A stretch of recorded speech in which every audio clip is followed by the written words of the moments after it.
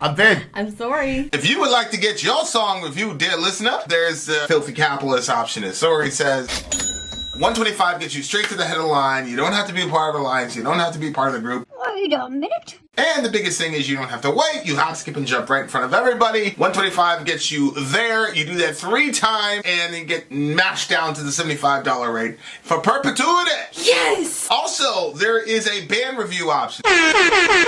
So if you've got a band and you're trying to get your band some exposure, hit me up at villageXchange@gmail.com, and I'll show you the details about how to pull that off. You can also jump on Patreon, and there is a option on the tiers to be able to get your band reviewed. Yep. Obviously, we can't lie to you, so we can't guarantee a positive review. Get what you get. It's just rubbish. Rubbish. Rubbish. That's British for garbage. My favorite is the community option. $1 at the gate gets you in at Patreon. You get to join an alliance. The alliance joins their points together, and that helps determine what songs that we do. The alliances hang out on Discord. Message me on Patreon to get the link. And they do all kinds of other cool things. They do Minecraft, Dungeons and Dragons. Yeah. It's really a community within the community. Anybody can go on the village, facebook.com/Vin and Sori. There's 160,000+ people on the channel. What's cool about the Discord is that it offers a real opportunity for community connection, friendship, that type of thing. And it's on Discord, so if you're not a Facebook person, it's for you. You start off at $1. Right. Plus you get exclusives. Sori and I are working on a song. So the first 15 seconds of that was on Patreon. Also, at $15 tier and above, when we actually debut the video, they're going to be there live with us. There you are, dear listener. Buy our merch. Buy our merch indeed. The child shall lead them. To buy our merch. Ladies and gentlemen. Shout out to Kevin. Shout out to Kevin. He puts a straw in his Red Bull. Does he? Yeah. Which I thought was better than going glonk, glonk, glonk. So I'm like, okay, I'm going to get myself some straws and shout out to Kevin. Kevin Samuels. Kevin Samuels. Okay. All right, guys. We were just in the middle of a DJ stream by the big homie DJ Metlcat. You can see down there, DJ Metlcat. He's been giving us song after song after song. He's in contention for DJ of the month. I should have put some little those little boards in front of that cat. And now, unfortunately, we have reached the end, my friends. Yep.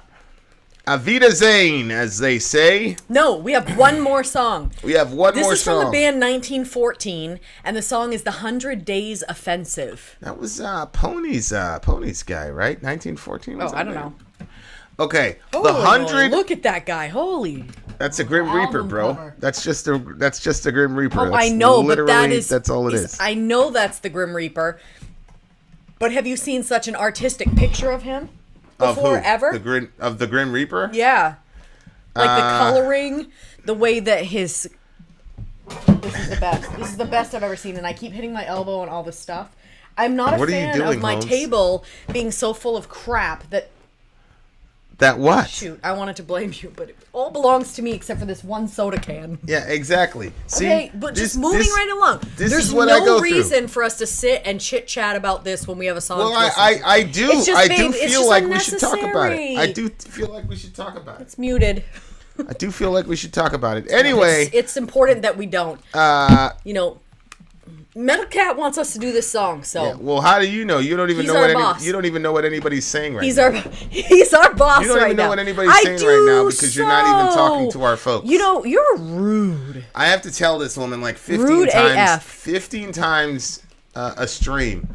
Please pay attention to the audience. If anyone doesn't know this band, you're in for a treat. Please pay attention to the audience. They deserve to be bigger. Please pay attention to the audience. Babe. Please pay attention to the audience. Listen. Please pay attention to the audience. You know what you should do? Please pay attention to the audience. You should spend your time figuring out how you can give me more kisses in a day. Please pay attention to the audience. That's what you should do. Instead of wasting your time on fruitless things like... Like trying to get you to pay attention to our audience? Yeah, like that. I think people would much rather you pay attention to them than me give you more kisses. I'm pretty sure. Is this World War I stuff? I don't know. Yes, it is. Please pay attention to the groundhog. Yeah. What groundhog? I don't know. Who's saying pay attention to the groundhog? Who's saying Why would you ask me that when this person has a long-ass name that I have no interest in reading? Poo-nex-sax-twani Phil. Shout out to Phil. That's Poxitani Phil. Okay, whatever. Are you serious right now? Whatever. Did you just... you... Listen. You didn't know about Puxatai Phil? No. Is it like Gandhi? You gotta be kidding me, right? You're like such a terrible commercial for homeschool right Thunder now. knew. Well, never. Nobody knows if I'm trolling or not. Nah, bro. Nah. We know if you're trolling or not. We know if you're trolling or not. Look, guys, we're doing the official video, so Okay. if the thing So gets Metlcat wants us to pay blocked, attention to the numbers in the song. Why are we doing the official then? If the thing gets blocked, guys, just parate. Stand by. Parate. If the thing gets blocked, stand by. We're not being kicked out or anything like that. Just hang on for a second. It'll bring you right back. Okay. Have you All guys right. smoked? No, we No. have not. We have not. I've been doing a lot of personal development, and I am feeling like a much healthier person. So Yeah, Sori is. everybody better back the hell out of my way. Yeah, Listen, Sori's on her Tony Robbins shit right now. No bullshit. She I don't really know who is. that is, but whatever. She Sure. really is. All right, he's a Yay. self-help guy. Oh, okay. Okay, so there's the song "You Beautiful People." I would love to see them stoned. I would pay to see that. Skylar said that I need Jesus. I'm evil right now. Who said that? Skylar. You Good. don't know shit. Yeah, you're definitely feeling it today for some strange reason. I don't know why you're feeling it today. Like, what's the big deal with you? What's the problem? Feeling it. All right, guys, here we go. 100 Days Offensive, I think, is the name of the song. Having said that, this is The link I 1914. sent you is not official, but it's graphic. Let's do it.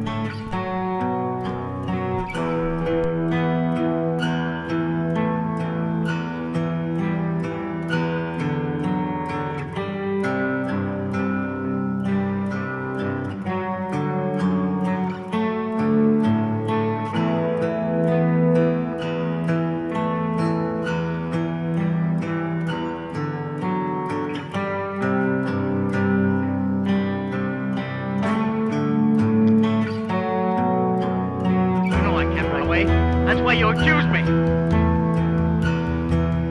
tell you, I didn't want to kill you. I tried to keep you alive.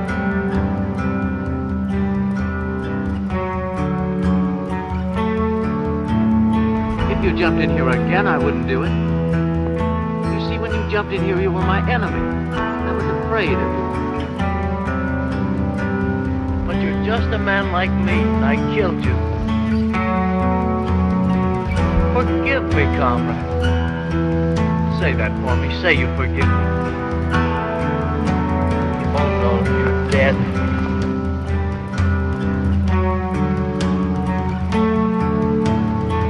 You're better off than I am.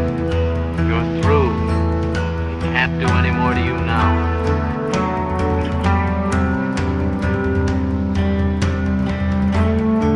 Oh, God, why did they do this to us?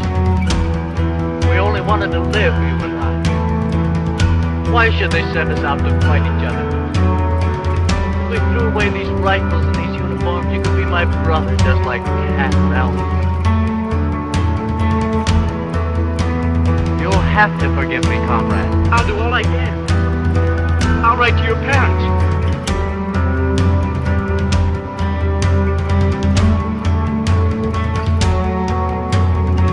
I promise she'll not want for anything. And I'll help her, and your parents too. Only forgive me. Forgive me. Forgive me.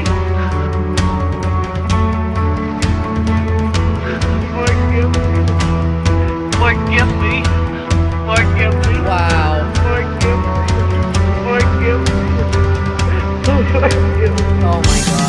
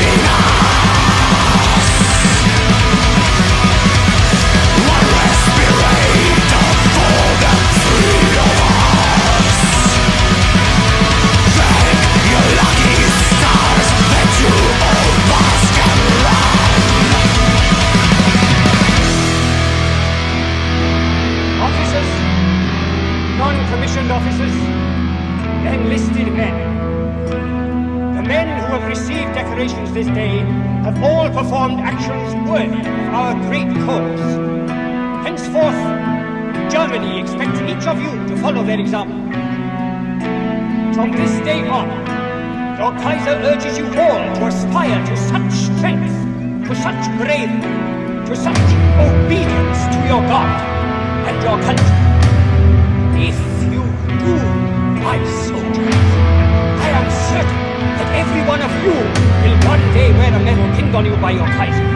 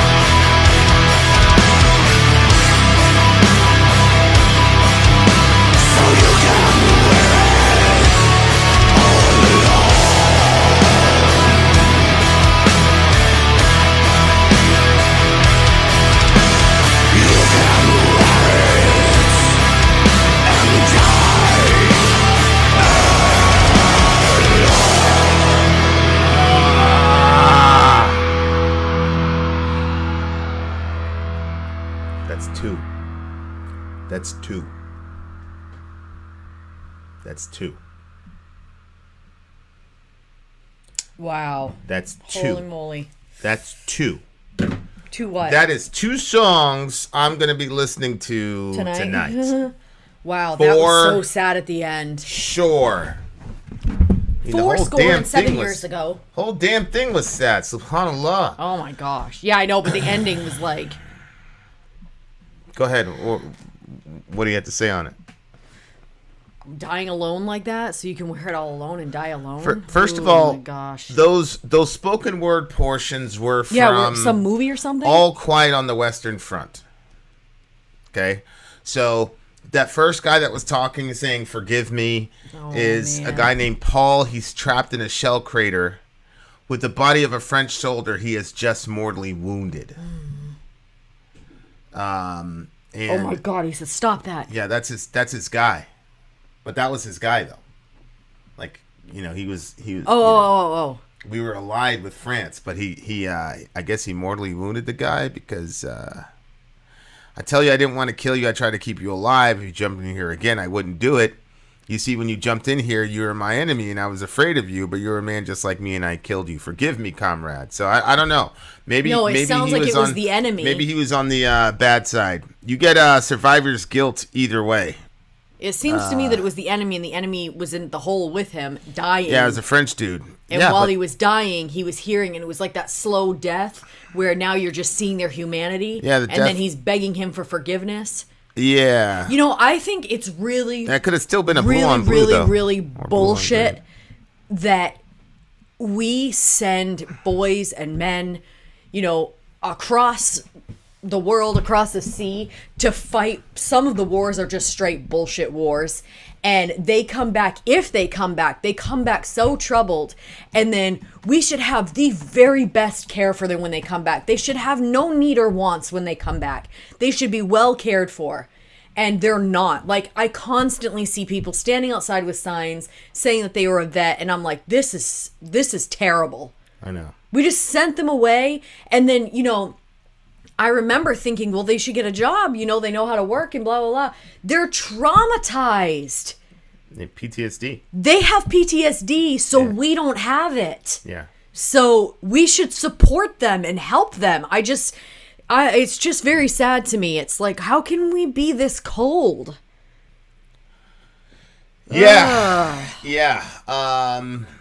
Alexander, we will put los subtítulos en español.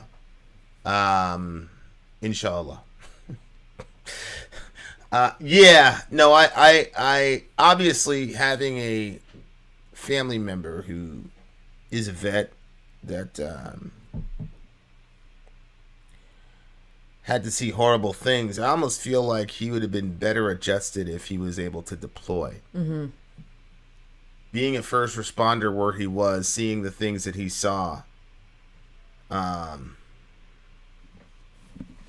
you know, it was hard. You know, I remember one time, it's funny because I was on assignment in Houston, and I got a call from him at like 3:00 in the morning one time, and he never does that. So I'm like, yeah, man, what's good? What's up? He's like, yeah. I was just at this call, and yeah, don't worry about it. And then he hung up the phone, and you know, I had places to go. You know what I'm saying? It was 3:00 in the morning. Yeah. And like months later, I find out that like this kid had wrapped his car around a tree. The family was telling him like, okay, glad you're here. You got to help, you know, help. And of course, my brother takes a look in the thing, and the dude's gone. Like, he's gone. And he turns around, and all these people saying like, yo, what are you going to do? Help him, blah, blah, blah. You know, like they were like, oh my gosh. It was like one of these denial, like it was just like a clear and obvious denial. And it was one of those things, I kind of got the feeling it was like, play along with it, like, hey, yeah, he's gonna be okay, blah blah blah, and my brother's just kind of like, yeah, we'll call, you know, whatever. But yeah, so he had called me because that whole thing had gone down. Like, it's traumatic, man. Like, I almost feel, because you know, when you go into a kinetic situation, you're like, oh, okay, it's gonna get, you know, and like our folks are gonna get hit, their folks are gonna get hit, but everybody understands. So if somebody gets hit here, like, if we don't get to them in time, they're gonna die. Everybody has that understanding. Yeah. But when you have civilians, like, they haven't made peace with death. That's like one of the weird things. Like, you make peace with your own death, and you make peace with the death of the people around you. But civilians don't have that kind of mindset. So when their kid is dead, like, they can't accept it. You know what I'm saying? Whereas these other guys, like, it's not easy, but you kind of, like, that's what happens on the field. But, you know, people aren't thinking that way. And then here comes, so there's a lot of trauma that these guys deal with. And okay, so the Paul character is a German dude in All Quiet on the Western Front. And then the guy was French, and obviously the French were on the other side, the side of the good guys. And then he kills him, and then he's like, completely overcome by absolute guilt, which, again, you know, it's survivor's guilt. There's multiple ways to there's multiple ways to experience survivor's guilt. Mm-hmm. You know, a lot of times it's your friend that you can protect, or a family member you couldn't protect, and then sometimes it's the bad guy that you killed, which wasn't a bad guy. It's just a regular human being. And I think people, you know, that's one of the reasons why. And it's cool too because it was a German guy. Because for some reason, World War I, World War II, Germans are portrayed as like these subhuman, like bloodthirsty, crazy people. Obviously, there's a giant elephant in the room, but people are a lot more complex than that. Yeah. You know what I'm saying? So you are fighting for your country. I mean, and this is World War I, right? So there isn't some massive, you know, extermination program like what Hitler did. Mm-hmm. This war basically ended the war. Mm-hmm. It ended World War I and really made the armistice inevitable after that. Mm-hmm. And so, like, All Quiet on the Western Front is a story told from the German perspective, a German soldier. And, you know, I mean, you look at the song, bomb last night, bomb the night before, going to get bombed tonight. If we never get bombed anymore, when we're bombed, we're scared as we can be. We can't stop the bombing sent from higher Germany. Like, we're just gonna like it's that moment where like there's a difference like in battle between making peace with the fact that you may die mm-hmm. versus coming to the conclusion that you are going to die. Yeah. That's not the same thing. Yeah, yeah. And it looks like these guys are in a situation where they're like, we're going to die. Like, we're going to die here. The chances of us surviving this situation are next to nothing. They're over us. They're over us. One shell hole for just the four of us. Thank your lucky stars that there are not more of us because you can fill it all alone.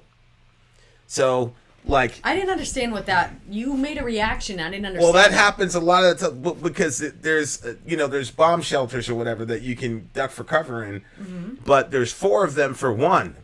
One shelter? Yeah. So somebody's going to die. Yeah. Just like there's one helmet for two guys. So yeah. Like that's why he was talking about looking at the numbers because he's saying just the four of us, right? And then you go down, one respirator for the three of us, right?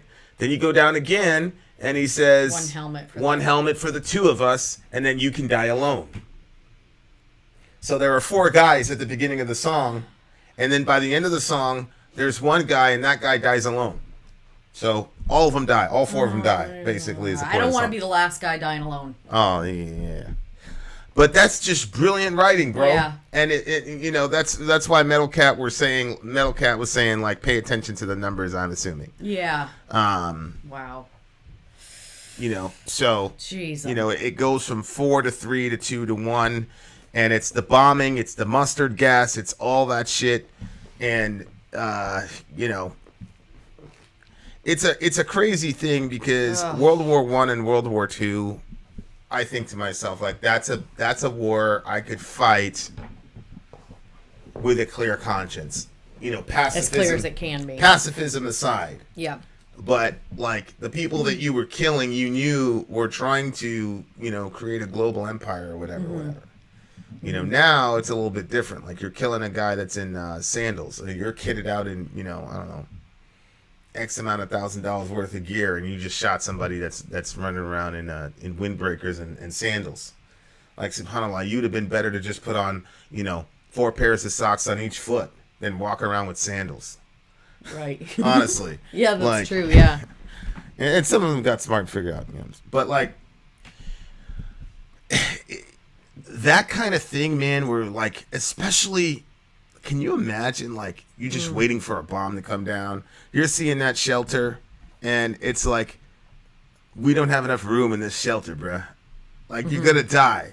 Like one of you's gonna die. That's just It's just a terrible, just a really horrible. And you know that's one of those situations where I'd say, go ahead, guys, take it. Like, and it's not because of heroism. It's just. Me psychologically, it'd be much better for me to like take my chances outside than like be involved in like trying to fight my brothers. I totally agree. I totally agree. Like I couldn't do it. I couldn't do it. You know, remember A Dark Knight Rising? Yeah. Like at the beginning, there's like this scene where they like break a pool stick. There's 3 guys, and they said that there's only, I don't know if I think there's only spot for 1. So, one guy had to kill the other 2. What movie was that? I think it's The Dark Knight Rising. Oh, yeah. So he breaks a stick and throws it in there, and there's 3 guys, and so it just is a bloodbath, you know? Yeah. And whenever I see that scene or stuff similar to that, like obviously I don't know what I would do if I was in a given situation, you know, because I'm not there. But my assumption of what I would do, I would just hope that they could just kill me quickly, because I couldn't, like you said, kill my brothers for that spot or fight for that spot inside they're struggling to. No, I can't. I don't think. And obviously everybody believes like my folks would feel the same way. Like, you know what I'm saying? But the difference is that, you know, we proved it to each other. So yeah. You know, it's a little bit different, but I think too the difference is Zappa's being really a leader. Both Hitler and Churchill cited their time in the trenches of northern France circa 1916 as their happiest moments. That's insane. There's something wrong with those boys. There's something wrong with those boys. That's happiest. Well, we know something was wrong with Hitler. You know what I'm saying? Like, combat is fun for some people. Some people genuinely like that shit. Yeah, but I think there's a difference between fun and happy. Yeah, but I mean, like, it makes them happy.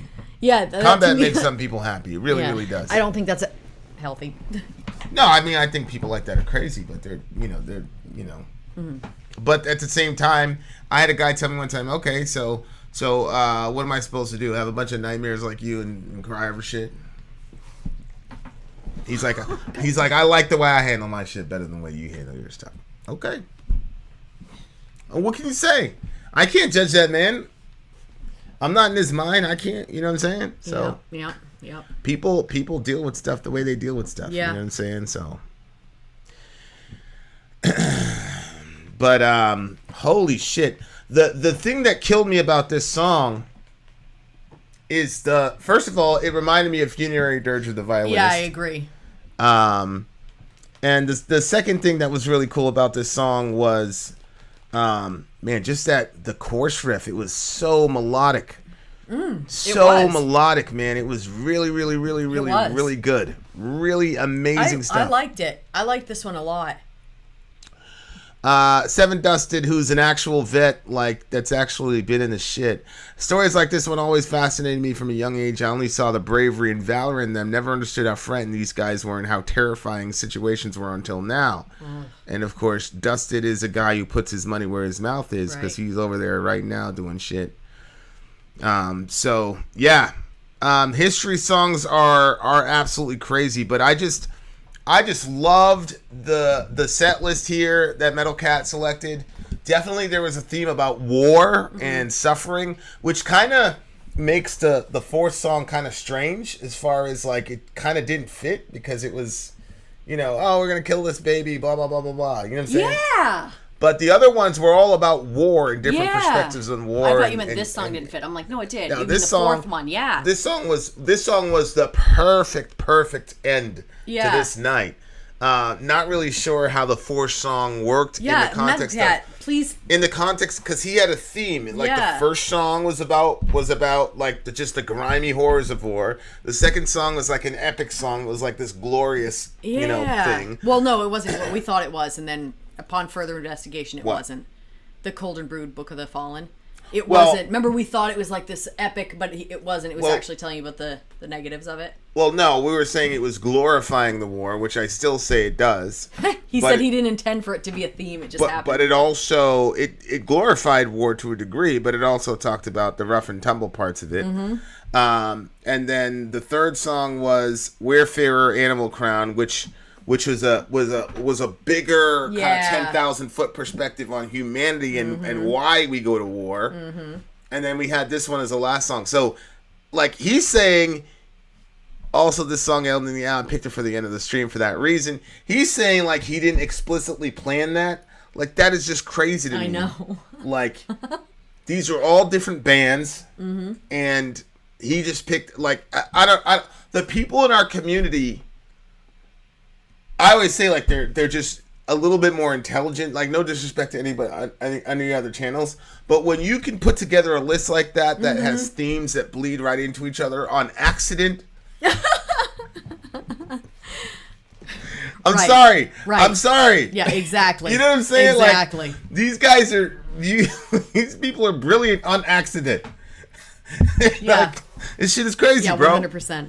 Like he picked him over 5 months. Like this shit is just right. insane. That's true. He kept sending him. It just like it's just I don't know. That's true. And then I'm glad for the DJ stream too, because like yeah, it's cool to do like a once a month thing, like you know what I'm saying. But like the whole back to back, and it really kind of gives you a peek into the mind of the person.